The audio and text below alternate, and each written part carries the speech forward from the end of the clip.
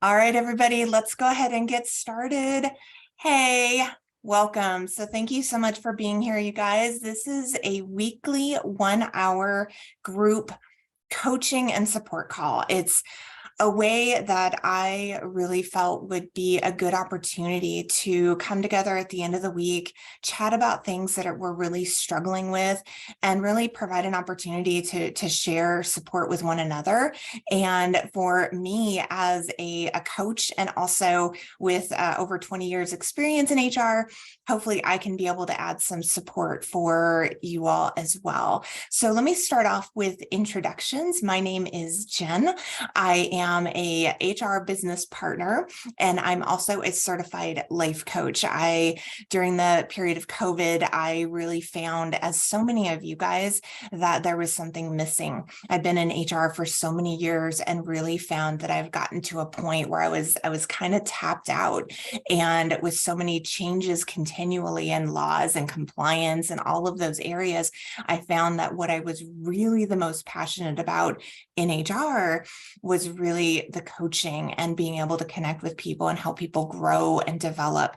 And that's where my passions had led me to go into coaching. And so now I do both, which is kind of the best of both worlds, to be able to still serve others through human resources, but also being able to serve you all as a coach. So that is who I am. And again, as I shared a little bit ago, this is a 1 hour program that I have kind of just put on the calendar to come on each week and answer any questions that people might have and talk about what struggles and challenges we're all facing, because so many of us have so many challenges and struggles that are very, very similar. So last week I had put out just a little form and said, hey, if you're planning on coming to today's session, if you want to shoot me a question, then when we get to today's session, I will pick out some questions of those who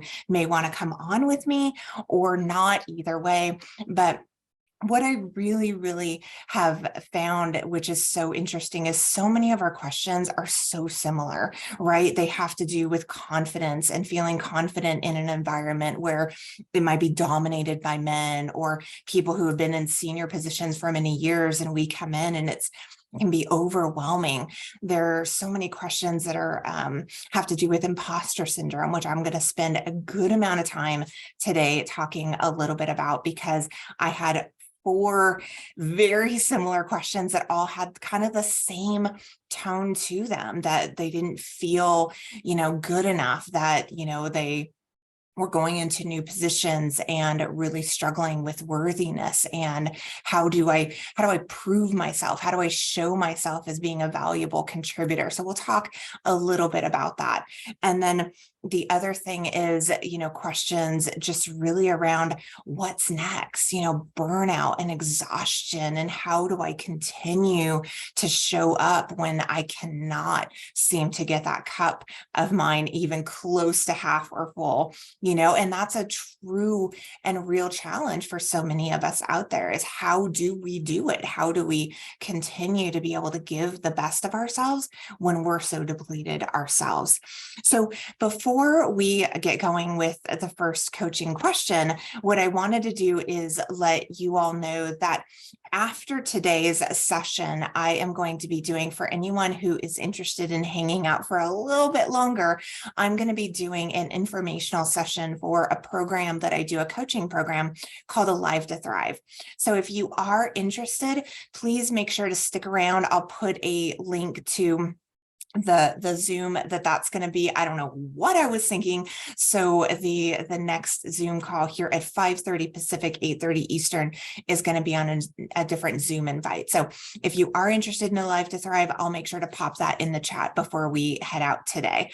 So why don't we go ahead and get started? So basically, what the format is going to be is that if you are interested in being coached or have a question that you would love to be able to put out there, I made it completely optional for anyone who wanted to do that, as to whether or not they wanted to come on and be live with me, because I think that ultimately it's going to be your call. If you're not comfortable doing so, but you do have a question that you'd like to have answered, I don't want that to be a hindrance for anybody. So, so for those who did respond that they would like to come on live today, if anyone is here today, I don't have access to be able to view everybody quite yet, just based on my viewing. But if you are here and if you would like to do any coaching with me, if you want to go ahead and pull yourself off mute, and let's go ahead and get started. Let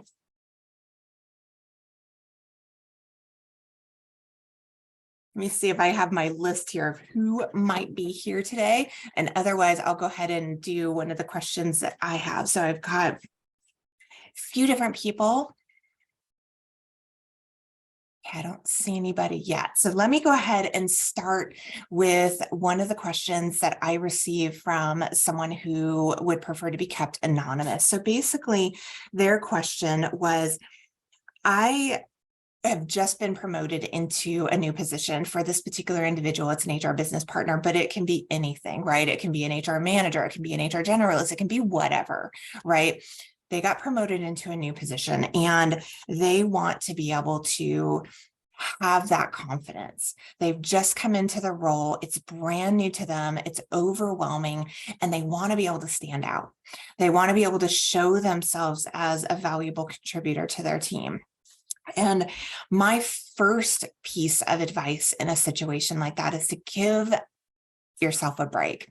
I think so often when we come into a new role, we start a new position, we have this idea that we need to hit the ground running and immediately know it all and do it all and have the connections and, all of those things. And so very, very quickly, we can start to become incredibly harsh critics of ourselves because we're not yet to the level that we will want to at some point be at, right? To be able to have that confidence and have that comfort. But it's not going to happen overnight. It's not going to happen until you have an opportunity to really start grounding yourself and get to the point where you can feel a little bit more confident and secure within yourself in order to be able to start growing within that role. And I think that's a very common thing. I think so many of us do that because we're excited, we're eager, we want to be able to prove ourselves. And yet we're putting that cart in front of the horse, right? We're trying to do so before we've actually built up our competence or even comfort within our new role and our new position, our new company, or whatever, however you slice and dice it.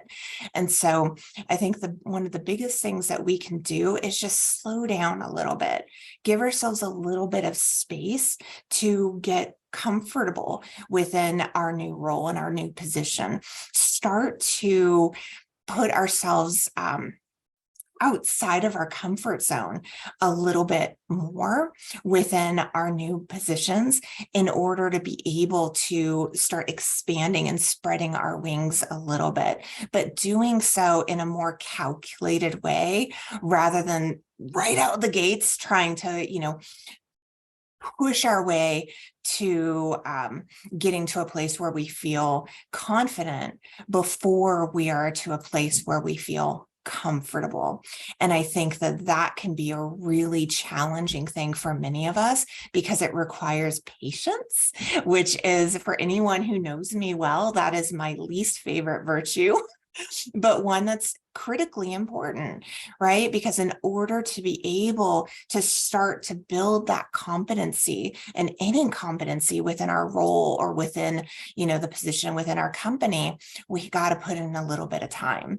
We got to be able to put in that elbow grease to be able to build that up within ourselves. So it can be a slow burn and it can be challenging to get there, but it's worth it because then you are now showing up as more of a truth to yourself versus where I'm going into next, which is the whole idea around imposter syndrome. So, like I said earlier, several of the questions that came through for today's session had to do with imposter syndrome. And I think when you go back to that first question, if we're putting ourselves in a position where we're trying to feel or be or look more confident and more capable before perhaps maybe we're quite ready to, that's where imposter syndrome comes in, right? Imposter syndrome is going to come in when we're trying to force our round peg into a square hole. And when we're not quite there yet, it's going to feel uncomfortable. It's going to feel really kind of like it's hard to like even kind of visualize it, but you know what I mean when you're in that position that you don't feel yet comfortable being there, and then it causes this dissonance, right? It causes this disconnect between who you are, how you feel, what feels comfortable, and who you want to be and where you want to be and where you would like to be, right? And that gap between the two then creates this discomfort within ourselves, right? Because there's no imposter syndrome that comes externally. It's always about the mind. It's always about how we're thinking of ourselves based on our position today and where it is we wish we were. So that then gets me into, and I'm going to pause just for a second to see if there are any questions, any thoughts, anything come up for anyone who is on the call around what I've already shared, or anything that it kind of connects to for any of you. So I'm going to pause for just a sec.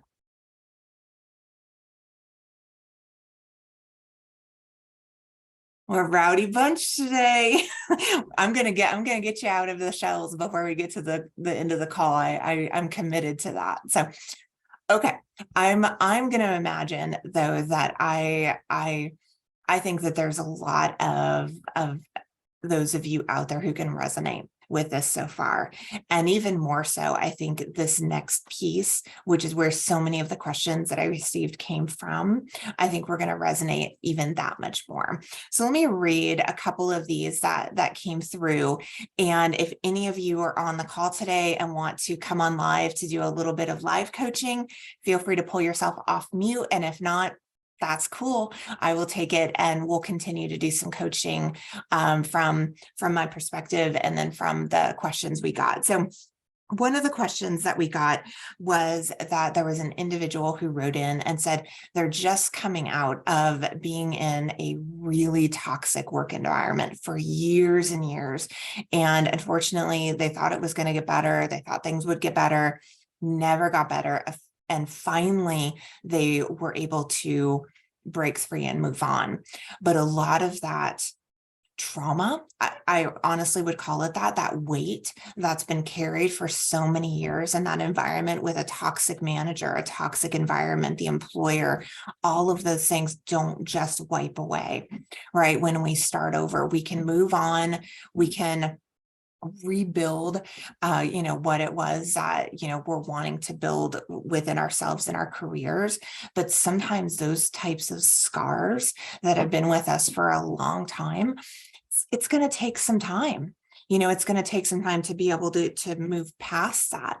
And so the individual who wrote in said, as they're coming out of this toxic, environment, now they're going into a new environment. They feel welcomed and they feel, that they're happy to be in the new environment, but yet they're questioning themselves, right? They have this nagging, thought that keeps coming up in their head that maybe they're not worthy or they're not good enough. And why did, this employer pick them because of, all the things maybe they don't know that's happened to them in the past. And, I think that is tremendously common, for anyone who's been through a traumatic situation. And I think sometimes we don't realize, when we think of trauma, when we think of really toxic situations, we don't really think about so much the work environment and all of that. I think more and more we're seeing it in an open dialogue and conversation around it,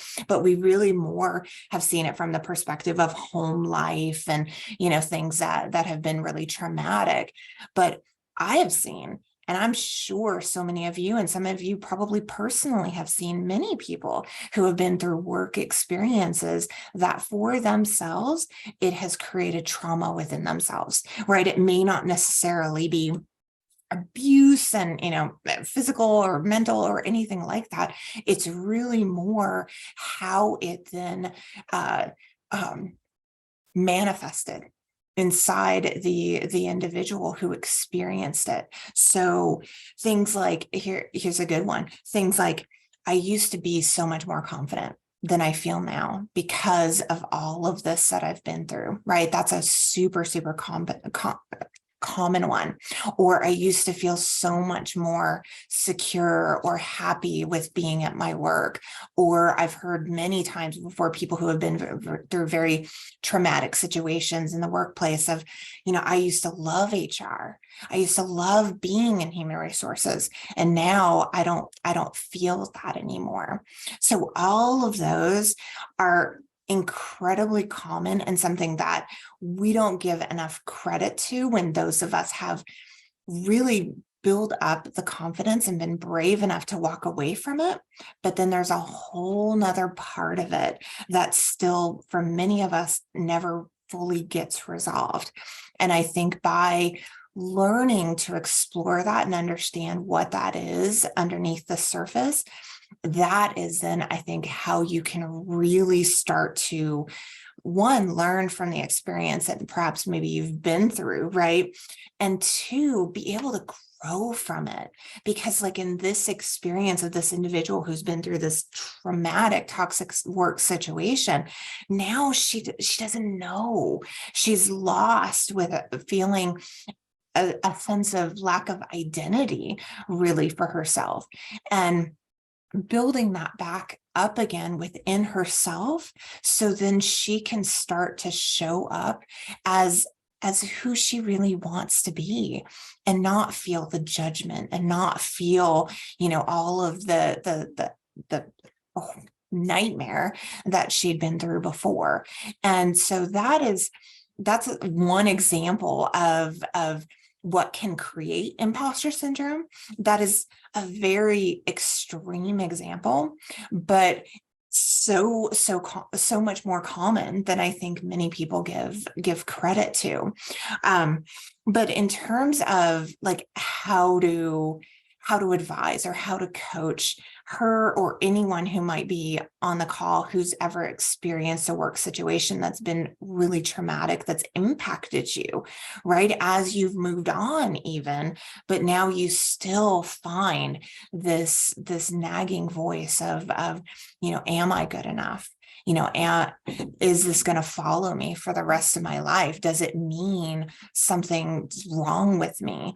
And that is something that I think could take quite a while to be able to learn how to reshift and change some of these nagging and ongoing thoughts that perhaps have been driving you for so long.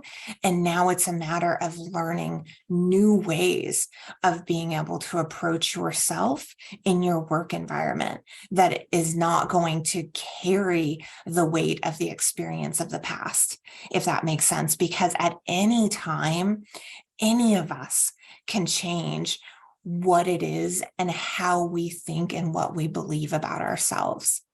And when we carry these weights because of what people have said to us or thought of us or treated us, right? We carry that on as if that's a part of our identity. And at some point, when it comes to really learning how to become the best version of yourself, it's about learning to let that go and learning to become more confident with who you are as you are without any of that.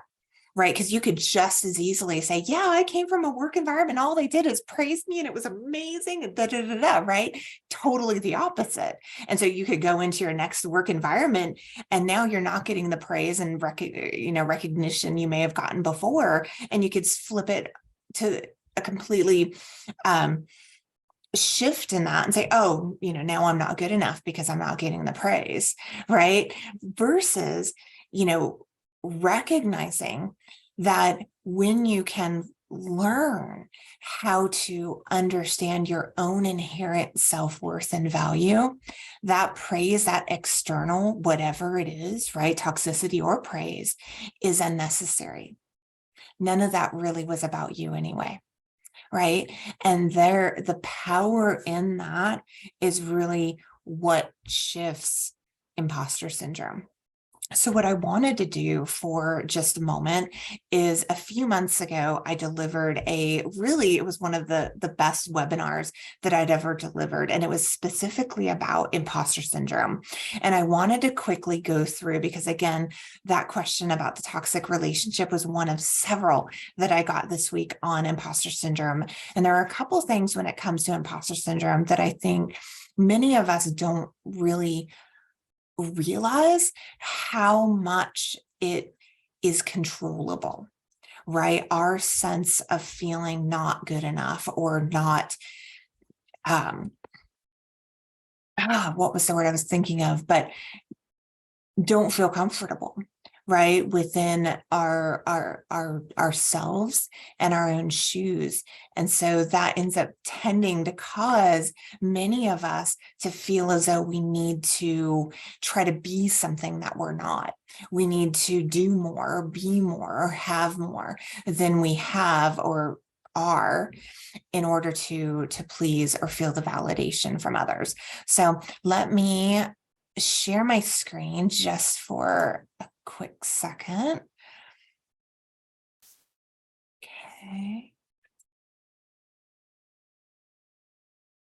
Okay, so this is the presentation. I'm going to go through it really quick. If you have an interest in getting a copy of it, please put your, just say, yes, me, please, in the comments, or you can send me an email, an instant message, or however you would like to connect with me. If you see this presentation and it looks interesting and like something that you would like to check out later on, let me know.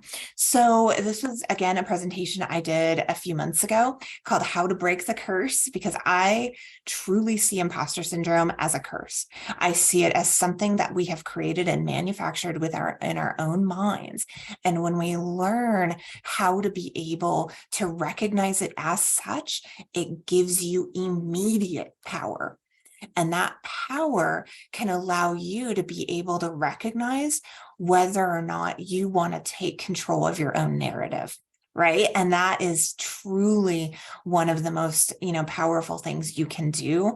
And I find imposter syndrome itself one of the really interesting and exciting ways that this can be done. So let me go to. There we go. Okay, so what I've said in this webinar that I did is I broke down the curse of imposter syndrome into 5 different steps. And if you can learn how to become practiced in identifying these steps and put them into practice, you will really find yourself gaining that control over imposter syndrome. So the first one is awareness, right? To be aware that you are creating creating a storyline that says you're not good enough, right? It's becoming aware that that actually is your reality. And when you can take that moment and when you can see that those stories, that narrative really is not something that has been, it hasn't been dictated or told to you. It has been something that over time throughout our lives, and if we trace it back, many of us, myself included, can go all the way back to probably toddlerhood, right? This idea of not being good enough, this idea of needing to be something else in order to be valued and appreciated and validated, right? And so when we can recognize that and just be able to acknowledge it without judging it, because I think that that is where so many of us end up going off the rails. To be totally honest, that's exactly what it was for me for many, many years. It's one thing to be aware of it and to know it's happening. And then it's another thing to not judge ourselves for it, right? To be able to say, oh, I see. I've got a storyline that basically says I'm not good enough, right? And not feel that emotional pull to get sucked into it, to think that it means something bad has happened or that there's something wrong, right? It's not wrong and there's nothing bad about it until we've actually decided it to be so. And so the awareness in and of itself is actually like the fork in the road. And it is the opportunity that we have as empowered humans, as empowered women, right? To be able to say, oh, okay, I see that this is the thought, this is the belief that I have. Now what, right? Where do I want to go with this? What do I want to do with this information? So that's number one. Number two is the awareness and understanding that just because you think something, and you know what? Just because you believe something about yourself, about others, about the world, doesn't mean that it's factual, right? And I think so often in our minds, we have so many storylines, we have so many thoughts and beliefs that if we really slowed ourselves down and paid attention, much of that is just chatter. And I know, anyone who's heard me talk before, I get on a soapbox because there have been just study after study after study that have said as humans, we're constantly recycling our thinking. And up to 60 to 80% of the time, it's not positive, right? We tend to be very critical of ourselves, of others, of the world around us, of just about everything. And that doesn't make it a problem. It doesn't make it a bad thing until we have decided it's true, right? There was a quote not too long ago that says a belief, what we believe, is just a thought that you've decided is true, right? And that's what makes a belief, right? I believe that I'm not worthy, right? Or I believe I'm not good enough. These are just thoughts. They're not true, right? Or if I'm going to go and ask, a jury or 100 people, are they all going to agree it's true? Absolutely not. So when we can start to become more critical of our own thinking, the empowerment that you can gain from that is massive, because we start to realize that over the course of our lifetimes, and I know for myself, I'm in my late 40s, so these types of thoughts and beliefs are not something that are brand new. These have been manufactured and remanufactured over the course of 48 years. So however old you are, however long you've been on this earth, many of the things that you think and believe may not be true, and they may be significantly holding you back to being the best version of yourself, right? To being the best of yourself, because you've got a lot of faulty thinking that needs to be rewired. All right, next one. You choose, right? And we already kind of said that a little bit ago, but my step 3 on breaking imposter syndrome is you get to choose. When you hit that fork in the road, you get to recognize you are fully the one who is responsible, and that is a gift.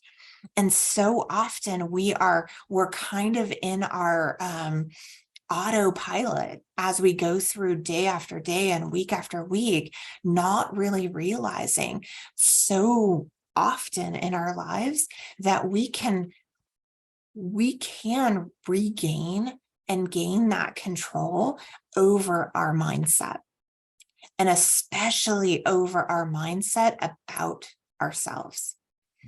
And it doesn't have to be something that is a one and done thing. And I take that back. It's not like it could possibly be a one and done thing, right? When you think about the wiring that's been ingrained in you since you were a child, right? The things that you think about yourself that are not good, years and years of programming. Unfortunately, I wish I could say I have a magic wand and poof, we now think amazing, wonderful things about ourselves, and we're going to grow beyond our wildest dreams, right? I would wish I could.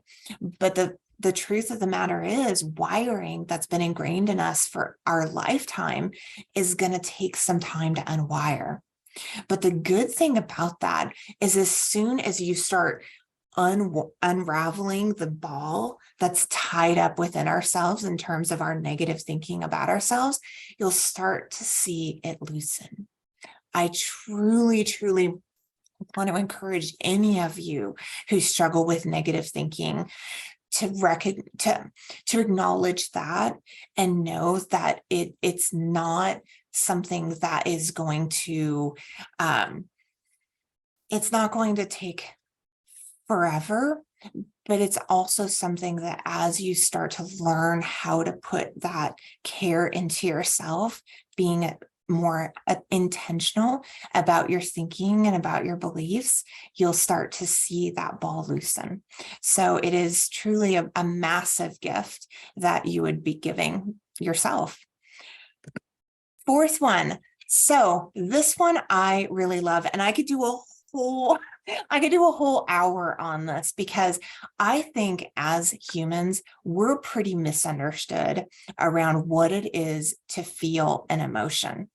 I think we spend a lot of time in our lives avoiding feeling emotions, distracting ourselves from feeling emotions, and completely trying to disengage from our emotional experience, because so often when we're feeling uncomfortable emotions, when we are struggling with something that's really bothering us, we have a difficult time separating the emotional piece, the energy that's going through our body, the uncomfortable stomach, the clammy hands, all of that, right? Think of the worst emotion that you can imagine feeling, and then take a step back and ask yourself if the emotion itself is the problem, or if it's the thinking, right? The brain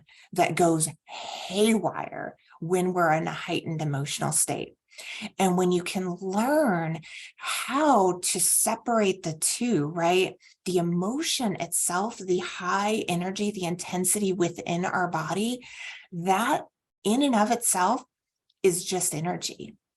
And recognizing that and being able to understand that if you can allow yourself the opportunity to allow the emotion itself, the energy itself, to pass through your body without reacting to it, without distracting yourself from it. I was a heavy drinker for a long time. I know all about distracting myself from stress, burnout, overwhelm, right?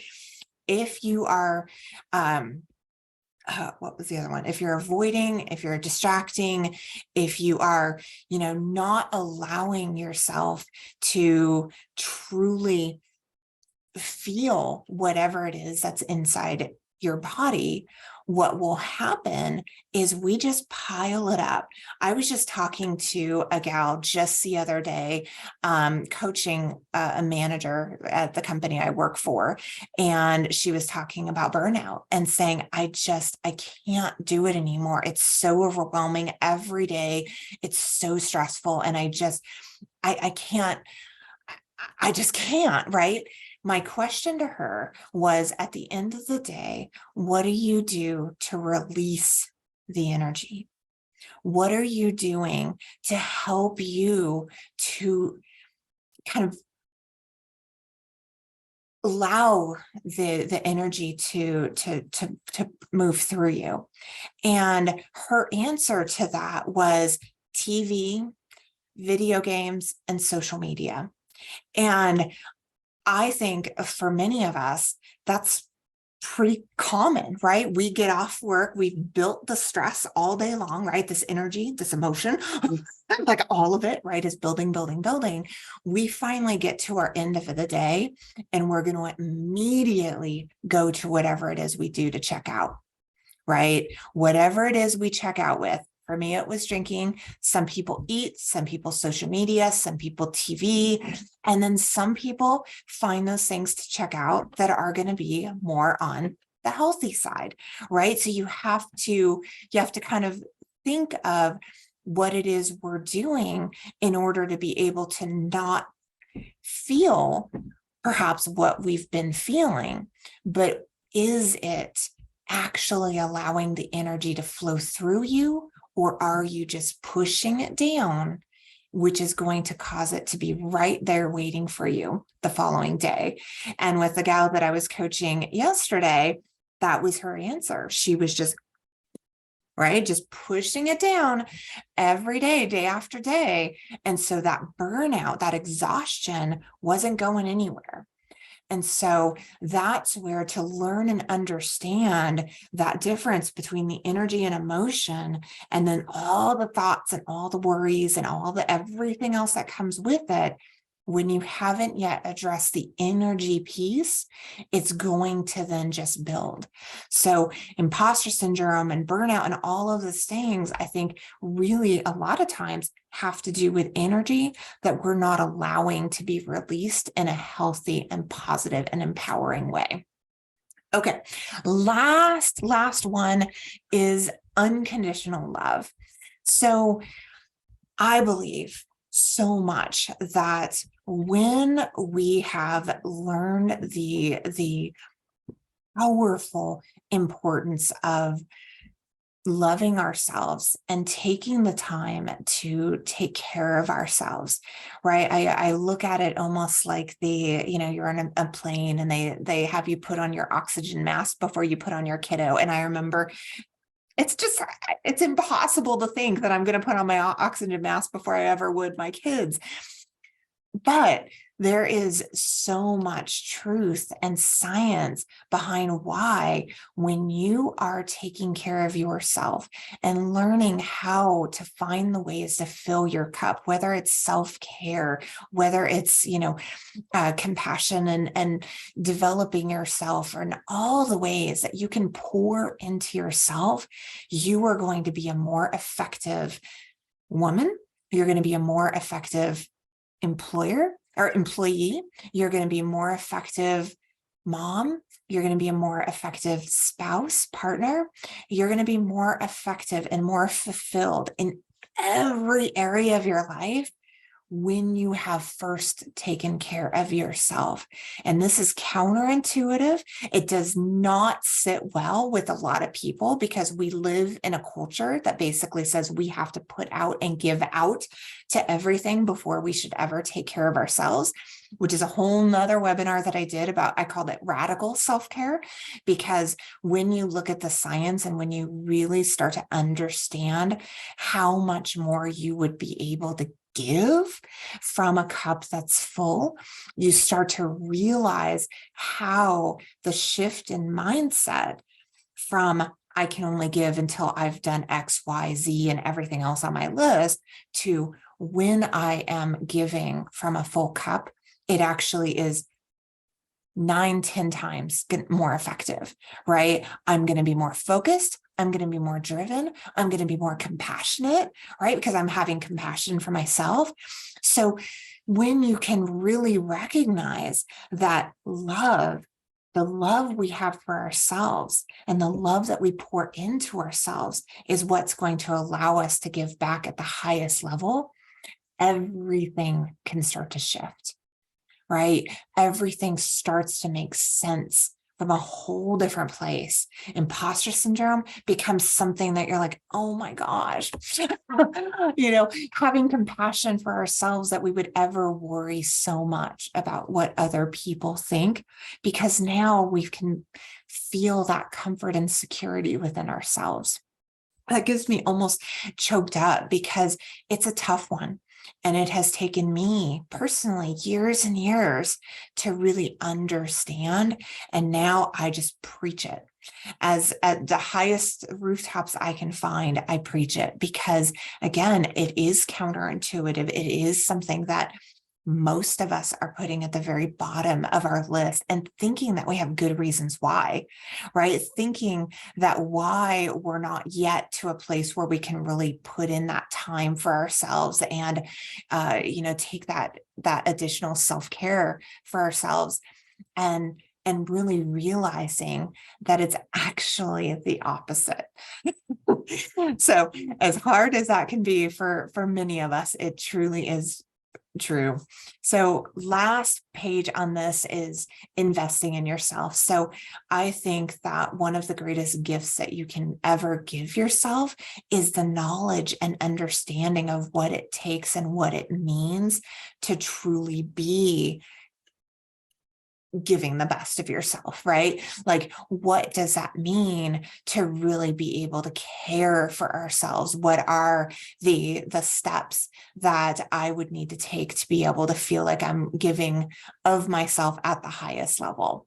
So that is the presentation, and the last page is just a thank you on that, but I'll go ahead and stop sharing now. So that is, and I thank you for the comments. I'll go ahead and make sure to get those out to everyone who would like a copy of the presentation. I think that it's good to have, just these reminders of, why do we take care of ourselves? Well, we take care of ourselves so we can learn how and why it matters to be able to give from a full cup, and how much more effective we will be when we do so.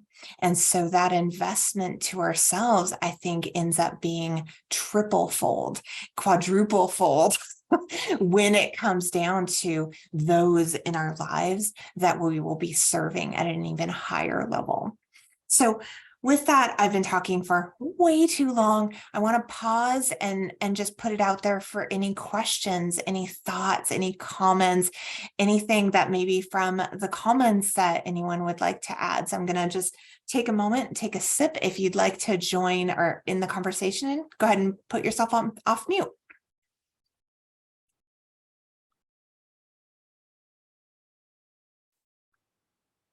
Hi, Jen. Excuse me.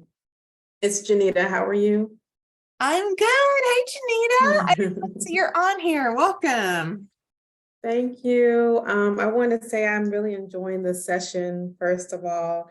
And I did have a small, well, I guess it's a question. I don't know if anybody else on the call experiences this, but something I often think about is burnout, and especially being in this position. I'm in a higher level position, HR position, as you know, and I feel like I'm getting bogged down by day-to-day tactical work and administrative work, like all these things, putting out fires and all this stuff. And I feel like it's never enough. And I feel like I'm accomplishing things, like checking things off, but I'm still digging deeper and deeper. And the managers, all they want to know is, when is their job requisition going to be filled? When are we going to get another person? When are we going to get butts and seats? And it just feels like you're giving so much, but they don't realize anything is being done until you're actually placing people in positions. And they just look at us as recruiters. So how can you, what kind of advice can you give to help us kind of, I can speak for myself, I don't know about everybody else on the call, but feel a sense of accomplishment throughout the day, even though you don't feel like it, if that makes sense? Yeah, it makes a lot of sense, because I think that, myself and probably so many others can relate to how often we are in firefighting mode, right? Like how often so much of our jobs is just continuously crisis management. And how do we then get to the big picture things? How do we feel like we can actually add value when everything ends up being just all this drama? And so I think the question that I would probably first go to is that it could be really helpful for you and for anyone else who struggles with this to have like a bit of a breakdown, in your mind around what does that break down to, like are there different parts of your day or others' day that right now are kind of repetitive, right? So I know that I've talked to others who really struggle with getting asked the same kind of questions all the time. And, people who are, trying to help with job postings and that kind of thing, or are constantly getting kind of hit with the same old stuff. And, in those types of situations, it's almost like, okay, well, maybe can we take a step out of the box? Can we create some FAQs? So sometimes it's a matter of, is there a way that we can look at this in a little bit of a different standpoint that might create a different way of looking at things, when oftentimes when we're in the middle of it, it can be really difficult. We're just trying, you're just trying to kind of stay afloat, and it's very difficult to then be able to see the big picture. But sometimes when you can get just a little bit of distance from it, you can start to see the patterns, right? You can start to see some of the things that are happening repeatedly, that perhaps maybe there might be a system that we could create that doesn't make this so cumbersome and I have to keep coming back to it. Or maybe there's some sort of process that can be created that could help the manager so they don't have to keep asking me about these same questions over and over again. So it starts there for me in terms of trying to kind of get a little bit more detailed around what are the sucks, time sucks, right? Like, what are the things really sucking your time and energy?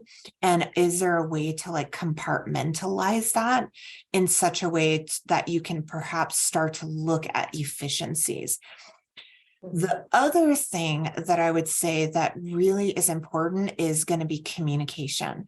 So here's the thing about us in HR. Like, here's the thing I've learned in my 22 years. We're not always the best communicators. And it's because we love to,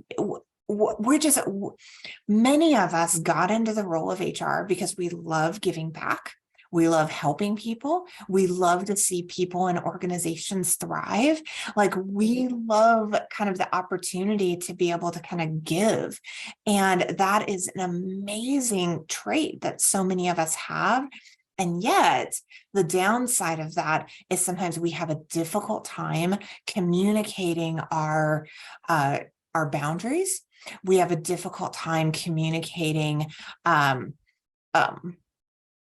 what was the word where I was going with that? But we have a difficult time sometimes communicating when it comes to,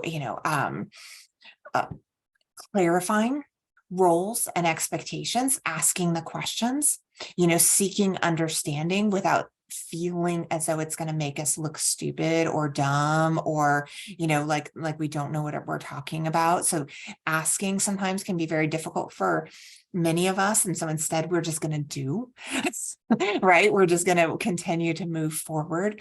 So what I've found too is communication sometimes can be a big one. Are there expectations being put on us that really are outside of what we would normally feel as part of our normal role and expectations? And do we need to speak up about that? And that's difficult for us to do. Or is it something that perhaps is new that's then been added on in the time that we've been in the role? I know many people who have gone through COVID who, since having to kind of add on all of these different responsibilities and tasks, and now we got to report out to here and do this and do that, right? All of this is basically in addition to the roles and expectations within a job. And so Mhm. having then that conversation, that communication with our manager or our leader, when there has been a shift within our expectations, in order to make sure that we're on the same page around making sure the job is going to be able to be completed. And so sometimes when things change, they shift, they get added on, we take on, but we don't necessarily have that clarity of communication to our leadership. So now everything feels like it's on our shoulders. Whereas had we, or if we were to have that open line of communication, perhaps we can then move things around, shift things, work things out so that it doesn't all get burdened on your shoulders, even if initially that may have been the assumption. So don't know, Janita, if that helped or if perhaps there is anything else to that you want to add on to. Oh, no, that definitely did help. Thank you for that. Especially the first part when you were talking about compartmentalization and processes, because I'm definitely a process-driven person. So I'm always trying to figure out how we can do that. Like I said, if it's repetitive things, how can we make it make it a little bit more easier, build processes. And in this organization that I'm in now, it's a kind of new and growing organization. So there's a lot of processes and things that they don't have in place right now that I'm trying to put in place. But also, if that's how the culture is now, they don't really follow processes. It's kind of hard to kind of, and convince them or push them in that direction. So, but Yeah. yes. Yeah, for sure. And, then in that case, it's a matter of making sure kind of you're doing your homework and as best as you can, what it is that, is expected, and maybe starting to think outside the box of like, could there be different ways of being able to do that? And then picking that right time or finding that right time to be able to share that and pass that on, because a lot of times it's probably something that your manager, the leadership has not even thought of. And so Mhm. it could be a win-win is really how I've seen it before, is something that could feel like this extra burden on you by taking just that moment of, I wonder, is there a different way of looking at this or thinking about that? And having that perspective could actually be something that could be incredibly valuable to leadership that it might not have even occurred to them. So thank you very much for that. I appreciate the question. So we've got about Thank you. 7 minutes left. Does anyone else have any other questions that you want to ask before we head out? Hi, this is Patty. I just thought I would share in response to Janita's question with regards to like burnout. I certainly have felt that myself in the last few years and been doing HR for over 25 years. And so I think sometimes you have to actually just pause and like write down like, your own accomplishments, because a lot of what we do in HR isn't always so visible. So sometimes you do have to give yourself a pat on the back and just get out a notepad and be like, I did these, 5 things in the last, 6 months or 8 months. And just like, sometimes when you're in the thick of like recruiting and just keeping the day-to-day going, you forget about the big things that you have been doing. And so I think it's just helpful to kind of just remind yourself that you've accomplished a lot of things. And if you've been in a new environment where you see like there are a lot of changes to be made, process improvements, and then you're trying to navigate whether, you've got these ideas, but will they be accepted and how can you implement? I think a good starting point, I'm not sure how long you've been with the organization, but is just kind of trying to get all those down on paper and then like try to like rank them in terms of like how much value add would they be and like how easy or difficult would they be to implement? Like what are the politics you might have to navigate around that? Just to kind of frame like what's in front of you and then really pick and choose like where you can make the biggest difference and like what's, how does it require you to sell it before you actually do it, or are there things you could just do that don't require a bunch of permission and would actually make, other people's lives easier. So I think just trying to find ways that you can add value to others. And then, in turn, you're going to hear like the remarks like, oh my gosh, like this made my life so much easier. So just thinking about things like that, like the day-to-day is such a burnout, but if you can find little wins along the way, I think that helps a lot. Yes, it does. Thank you so much for that. And it's funny that you mentioned that because I was literally just thinking this as we're starting a new year, and I was sitting back thinking like, and talking to other people on my team and saying, I know we've had some wins, like you said, small wins and accomplishments, but I honestly, it's like I can't really, and I have to get it better at, like you said, like writing them down. I think I start in the beginning of the year of keeping a list, and then of course fires come and everything comes, other stuff come along and you forget. So I might have the first 5 accomplishments of the year written down, and after that, it was just kind of like, oh, I just fell by the wayside. So yeah, and it doesn't always have to be big things. Like I think about like when I've done recruiting, like a manager that kept having a bunch of turnover, and finally like I helped them find like the right person that worked with their personality, and it's become a good relationship or whatever. And so like that, you can count that as a win because you're, partner in that process. So, think about that as well. Besides you're not just putting like butts in a seat, you're like kind of forming relationships and, being strategic with what your organization needs. So those are wins too. Definitely. I agree. Thank you. I love that, Patty. Thank you so much. That's definitely such a good point. Like the little wins, the little accomplishments that we can acknowledge for ourselves is I think what really helps build confidence. And so often I think we look around and we see other people who seemingly have confidence or have this or have that, but we have every bit the potential of building that within ourselves, and that self-assurance within ourselves. But a lot of that comes by giving ourselves the credit, really acknowledging what we are doing and how we are moving that needle forward, even if it's in little bits and bite sizes, here and there. And so I think that's why it's so important for us to continually be, working on setting goals ourselves and working towards that next level, because I think it only just enhances our ability to show up for ourselves and our employers and the employees within our organizations even more as the best of ourselves.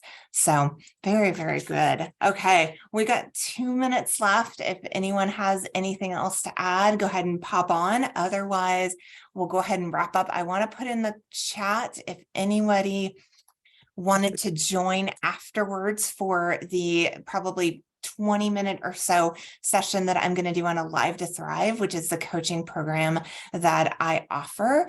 Love for you to join me. And otherwise, I would say have a wonderful, wonderful weekend. And we will be here right here, same time next week. We'll do some more coaching. So thank you, everybody, for coming. Thank you. Yeah, thank you, Samantha. It's great having you guys. Thanks Thank for you. being here. Thanks, Janita. Have a great weekend. You too.